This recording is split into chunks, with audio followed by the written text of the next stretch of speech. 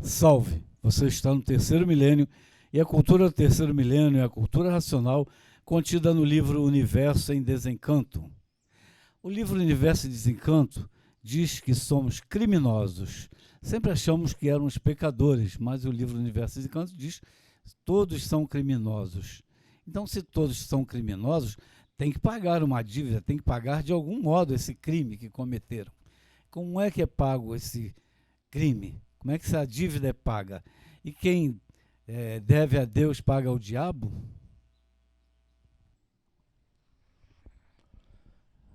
Hoje é que passamos a nos conhecer, é que passaram a se conhecer. Na fase racional, na fase do desenvolvimento do raciocínio, na fase do terceiro milênio. Agora que todos estão passando a se conhecer, a saberem quem são, de onde todos vieram e para onde todos vão. E como vieram parar aí onde estão e para onde vão e para onde iam se não passassem a se conhecer. Os fariseus sempre foram tidos como os parasitas mais monstruosos que estão sobre a terra, pelos crimes hediondos que sempre criaram contra as leis naturais da natureza. E por isso, sofredores imortais, sofredores e destruídos pelo sofrimento. Por a matéria ser um conjunto de ruínas reunidas, que por serem ruínas reunidas, por si mesmo se destrói. Hoje é que estão vendo e sabendo quem são e o porquê todos assim são, e de onde todos vieram e para onde todos vão. Hoje é que estão passando a se conhecer, porque se não se conhecessem, não poderiam deixar de assim ser, sofredores imortais. Estão passando a se conhecer através do desenvolvimento do raciocínio, que é a parte básica da vida, por todos serem de origem do mundo racional. Sendo habitantes do mundo racional o causador de aí estarem nessa categoria de bicho racional, dividido em duas classes, racional e irracional, e da existência desse segundo mundo. E por isso aí estão materializados em forma de máquina do raciocínio, sofrendo as consequências do que fizeram para si mesmo. É por isso que o Jó estava perguntando se a gente ia pagar como, né? Está aqui, ó. E por isso aí estão materializados em forma de máquina do raciocínio, sofrendo as consequências do que fizeram para si mesmos.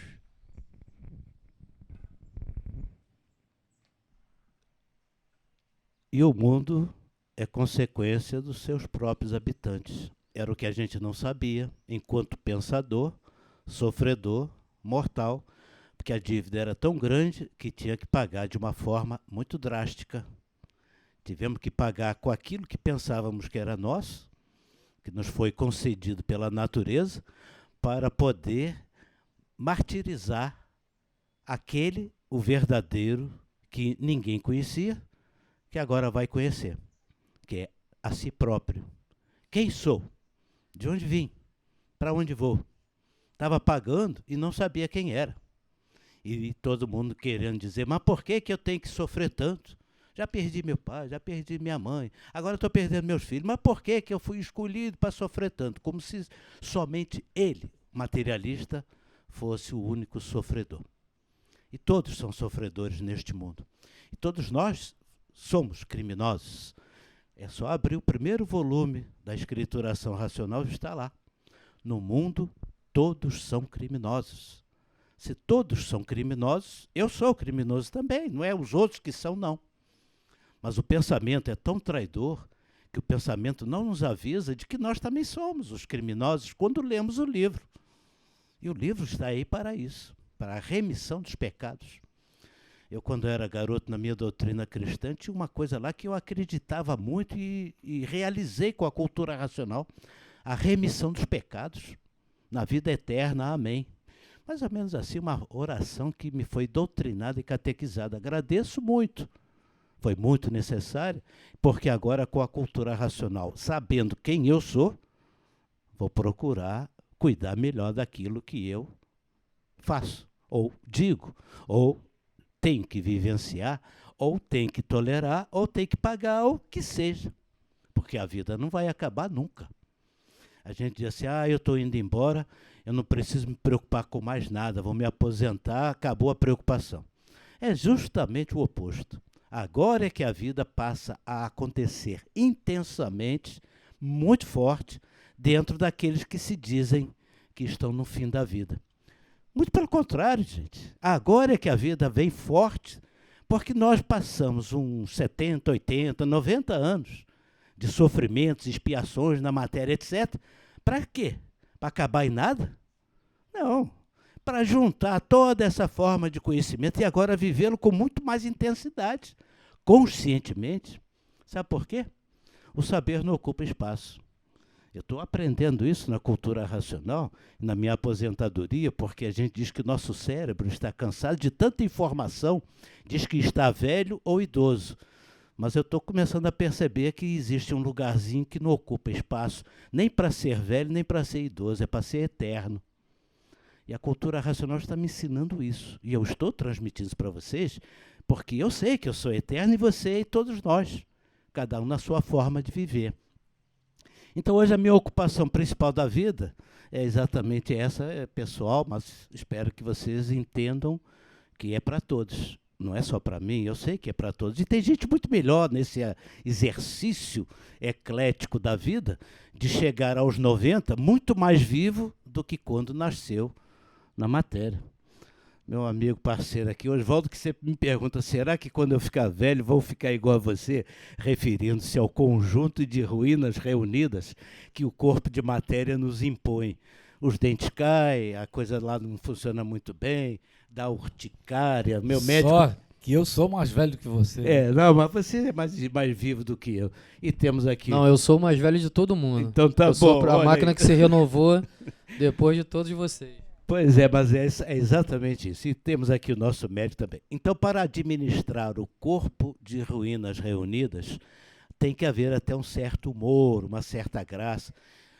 O cara foi amputado ali, eu estou ali com um ferrolho no meio da perna porque quebrou. Agradece que ainda pode estar aqui, para ter a chance de viver intensamente, muito mais do que poderia viver quando nasceu aqui. Porque eu não me lembro quando eu nasci aqui, mas quando eu tinha uns 4, 5 anos de idade, parece que eu comecei a lembrar alguma coisa. E de alguma coisa que eu comecei a lembrar, eu hoje até às vezes me envergonho de falar isso para as pessoas, mas eu vou falar assim mesmo, porque naquelas tardes de domingo que eu ficava sozinho nos caminhos das matas, lá do outro lado do mar, do Oceano Atlântico, e eu andava sozinho nas tardes de domingo, e sei lá, 3 anos e meio, 4 anos, uma vida um pouco isolada, mas eu me perguntei, será que eu enxergo pelos olhos ou será que eu enxergo pelo nariz? Criança, né? Eu sabia que tinha nariz, tinha olhos, e aí eu mesmo busquei a resposta. Botei a mão na frente dos olhos, botei a mão na frente do nariz e estou até hoje tirando belas conclusões das primeiras perguntas que eu fiz ao aparecer aqui na Vida da Matéria. Portanto, vejam, hoje eu sei que eu tenho nariz para cheirar e os olhos para enxergar. E tenho uma glândula pineal, que isto jamais poderia perguntar há 70 anos passados. E para que serviria uma glândula pineal? Hoje eu sei. É só saber usar. Então, botei a mão na cabeça, o juízo parece que chega e a gente aposenta as ruínas reunidas, como nós sabemos que tudo isso se transforma, e vamos viver intensamente, alegremente, a vida de um novo mundo. E não mais essa coisa de fariseu. O problema é que as pessoas vivem a vida de fariseu. Para a gente voltar na temática do que o racional superior nos faz lembrar. O fariseu é todo aquele que vive no mundo e não sabe o porquê que vive no mundo. Essa é a definição de fariseu. E vamos tratar a temática nesse assunto, pois eu acabei de demonstrar que eu nasci um fariseu. Hoje eu posso dizer, não tem percentagem para isso, mas acho que dá para conhecer um pouquinho e quebrar um galhinho em relação ao fariseu que nasceu lá atrás, que não sabia sequer se era o nariz ou os olhos que usava para enxergar. caminho que ele tinha que andar na estrada. Obviamente que as crianças hoje nascem um pouquinho melhor do que antigamente. Felizmente, abençoada a natureza, que nos faz cada vez melhores. Mas as pessoas que são fariseus, eles olham para o mundo e dizem: estamos cada vez piores, porque estão só olhando as ruínas e não a verdade. É verdade. No histórico, o racional diz que fariseu hoje é quem pensa e não sabe quem é o pensamento. Então, isso é fariseu hoje em dia, né, que é uma palavra da linguagem místico-religiosa, né? Está instalado no judaico-cristão fortemente. Mas o sentido real é esse: saber quem é o pensamento e quem é de Deus, que é o raciocínio, que dá a luz, que dá a clareza. Mas os humanos criminosos acabam tendo que pagar a dívida ao diabo. No início do primeiro volume, quando eu comecei, ainda vim conversando com o Luiz Cláudio, a gente vindo aqui para Guapi hoje de manhã, logo no início do primeiro volume, eu lá no início da faculdade também, as primeiras páginas, né, tem aquelas notas, e ele diz que o ser humano é a parasita mais monstruosa que existe sobre a face da Terra em virtude dos crimes hediondos que pratica contra as leis naturais. Aí no 199 do histórico, foi lido agora aqui, ele faz um arranjo dessas palavras dele mesmo, né? Os crimes hediondos praticados contra as leis naturais. Pietro Baldi, um grande espiritualista do século XX, e mediunidade dupla, no dizer dele mesmo, clarividência e clareaudiência. No dizer dele mesmo, foi São Pedro, o pescador lá no tempo de Jesus. Ele diz que não é dele, a obra dele, a grande síntese, é super conceituado no meio intelectual. Einstein, Enrico Fermi ficou amigo dele para a vida toda. Então, está lá na obra de Pietro Baldi. As leis naturais são extensões das leis de Deus, né? Se nós estamos falando de crimes hediondos contra as leis naturais são extensões das leis de Deus. O problema são as leis dos homens, né? As leis do artifício. Não respeitam Deus porque não acreditam que exista, não respeitam a natureza porque querem só progredir aqui na matéria a qualquer custo, por ganância, ambição, blá, blá, blá. E não respeitam os seus semelhantes que sejam mais fracos do que eles, né? Então, até a gente veio conversando que o Luiz Cláudio é advogado, os políticos, quando querem um aumento, eles votam o aumento deles. Quando é para aumentar o salário mínimo, não pode, porque vai haver um rombo na Previdência, mas eles legislam em causa própria, fazem uma lei dos homens, né? Então, tem lá a Constituição Federal, todo o respeito, Código Civil, Código Penal, leis complementares, diz o que é crime, o que tem que ser penalizado, ou uma indenização, etc. Mas existe a lei do karma, que na espiritualidade é falada, justiça infalível, né? Por que é infalível? Porque tem o cobrador, que é invisível, e o devedor, mesmo que acabe a duração no corpo de matéria, que é uma passagenzinha, que é a centelha de vida, não é vida verdadeira. O vivente está aqui conectado, mas não é a vida verdadeira, essa aqui na carne, por assim dizer. Ele se transforma, ele vai acabar de pagar, se ficar devendo para mais, né? Tem um texto do Obras Primas, ele diz assim: falam em morte e pensam em bem-estar, enganam-se completamente. Os tiranos, que está com TY e 2N, os tiranos K, ele está falando do astral, os tiranos K sofrem horrivelmente e muito mais na reencarnação. Procurem durar bastante para terem ao menos a compreensão do que são, para acabarem com as contradições que apegados todos vós são, e seja útil para si e para todos os seus irmãos. Ele está dando a receita, né, que a gente tem que durar bastante, aprender e se ligar em vida à eternidade. Para o indiano diz que o karma não acaba. Você está sempre fazendo mais algum, sempre fazendo mais. O único jeito é você se relacionar diretamente com o Senhor Supremo, e aí aquele fogo aos pés de lótus do Senhor Supremo, muita linguagem místico-religiosa, mito poética também é de altíssimo nível, ele consome as reações pecaminosa dos atos passados e você consegue uma liberação. Mas o Porfírio falou no início aqui que quer mereçam, quer não mereçam. É o amor puro por Deus. Então aí sai. Mas as leis naturais são para valer, gente. Leia o livro Universo em Desencanto.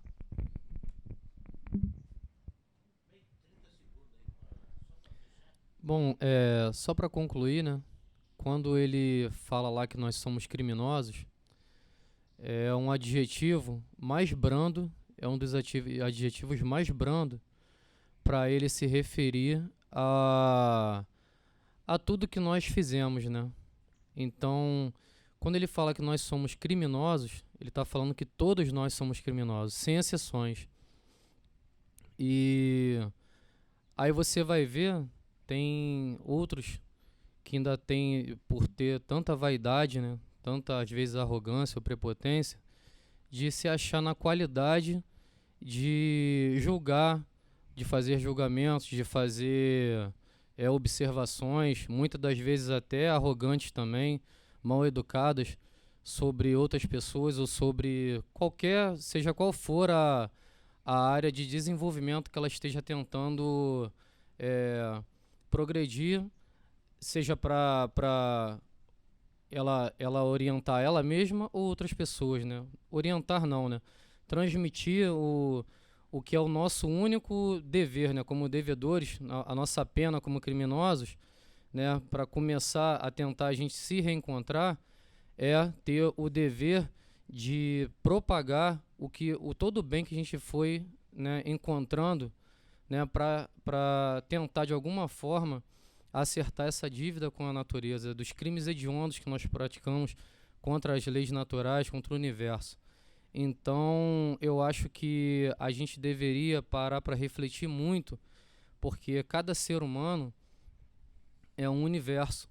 Então, quando a gente, antes de olhar para fora do que está à nossa volta, olha para si mesmo, olha para dentro de si. Tem um universo que cada um dentro de nós precisamos conhecer, entendeu? Então, que é muito maior do que esse universo que está aqui fora. Então, antes da gente... a cultura racional, ela é de uma particularidade muito grande, muito intensa. Então, alguém que quer se intitular guardião da cultura racional ou defensor de, como dizia lá, até em seriados de comédia, né, dos frascos e comprimidos, para a gente botar um pouco de humor na coisa, olha para si mesmo, né?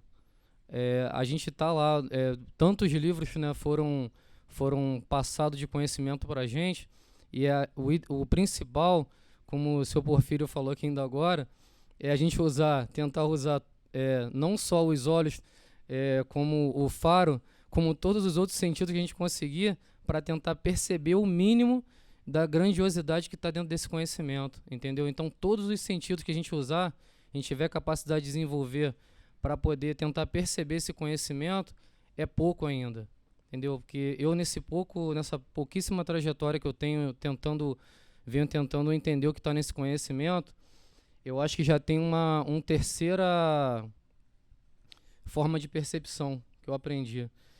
Ele fala lá do ler, do estudar e do sentir, né? E teve um grande amigo também que uma vez a gente conversando sobre cultura racional, ele virou para mim e falou assim: Léo, cultura racional, ela é totalmente comportamental. Posso citar o nome dele aqui? Dr. Ivan. Então, das vezes que ele, né, ia na casa da nossa amiga, né, da tia Anitta, e as grandiosíssimas oportunidades que eu tive de ver eles conversando, e ele virou e falou isso, né? Léo, cultura racional é totalmente comportamental. Então, a maior forma de expressão do desenvolvimento do raciocínio de alguma pessoa é o comportamento dela. Era só isso que eu queria passar aqui. Ivan Marinho, meu padrinho, muito obrigado. Racional não fala, racional raciocina.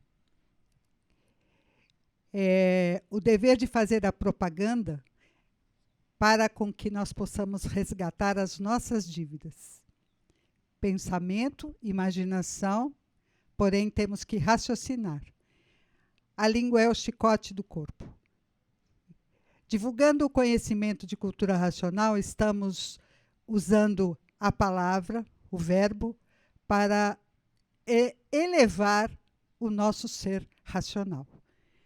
Estudar, divulgar e colaborar para a evolução do raciocínio.